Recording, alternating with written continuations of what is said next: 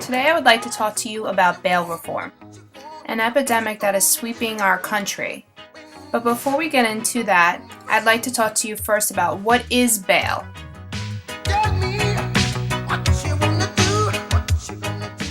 Most people, when they hear the words bail bonds, they think of the images that have been portrayed by the media.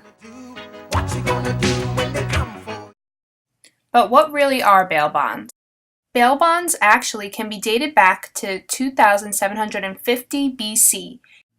Clay tablets have been found which describe surety bail bond agreements in the Akkadian city of Ashnuna.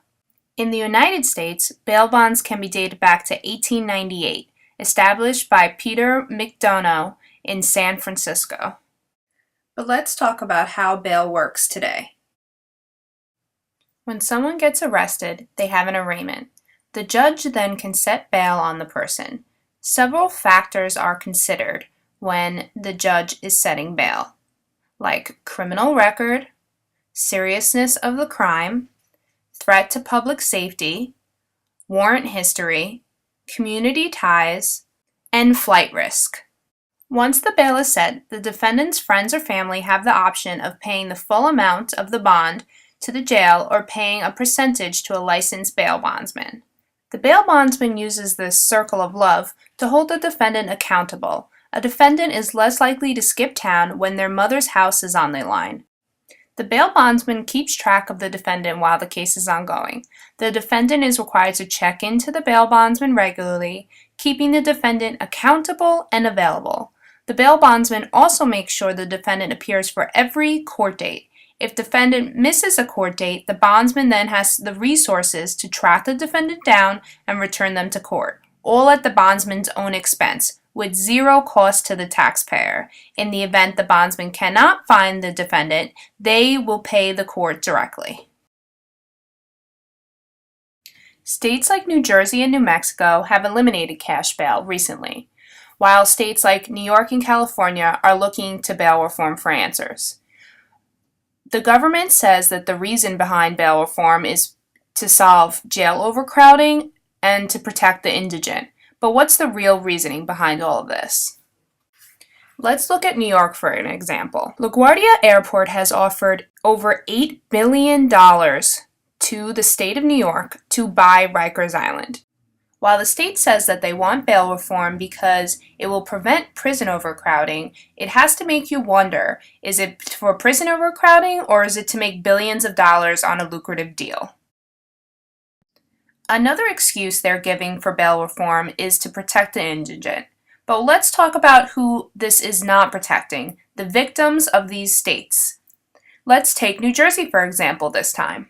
Under New Jersey bail reform, criminals are being let go for fighting cops, beating children, drugs, domestic violence, sexual assault, armed robbery, human trafficking, theft, drunk driving, with no regard for their victims. In many of these cases, the criminals are let go, and even on the same day, another crime is committed due to lack of supervision from bail reform. Earlier, we talked about how bail bonds works and talked about how the judge determines the bond amount. One of the considerations the judge uses is the defendant's criminal record.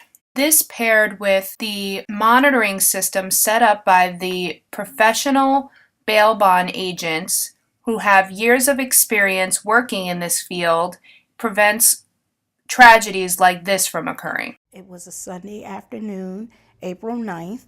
My son went to visit his father in the next town, which was Vineland, New Jersey, and he went to the convenience store to get a pack of cigarettes for his father. Well, on the way back, he was confronted by this guy that he knew. The guy said something to him, and then he started shooting out of the car. And my son took off running, and next thing you know, my son's dead.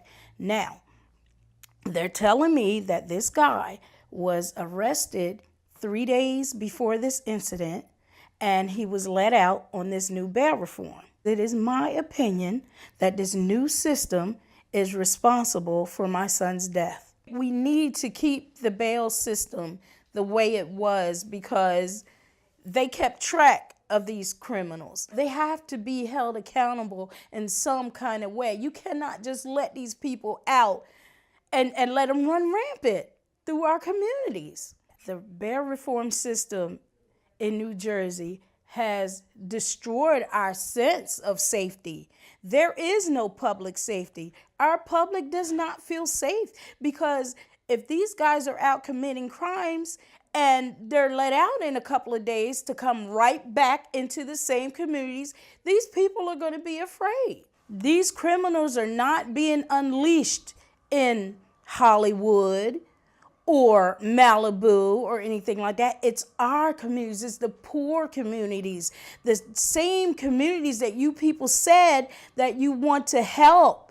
You're not helping us. You're killing us. Please do not let not one other family go through what I had to go through losing my baby. It's not worth it. Let's look at another example of how bail reform has not taken care of the victims of the United States.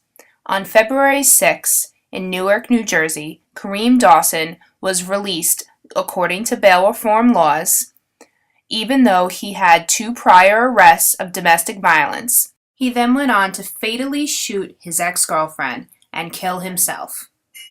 The release of criminals without the accountability provided by bail bondsmen has also made victims out of the brave police officers like Ohio PD Anthony Morelli and Eric Joring, who were called to a house on a Saturday afternoon for a potential domestic situation. Quinton Lamar Smith, who had previously been arrested for domestic violence charges in the past and was released with no one to monitor him, went on to shoot and kill these brave men in blue. So what does the government have to say for themselves? Here's what New Jersey Governor Chris Christie has to say about the matter. They're given bracelets where if they're not where they're supposed to be and they break the bracelet, they get arrested. They have officers who they have to report into.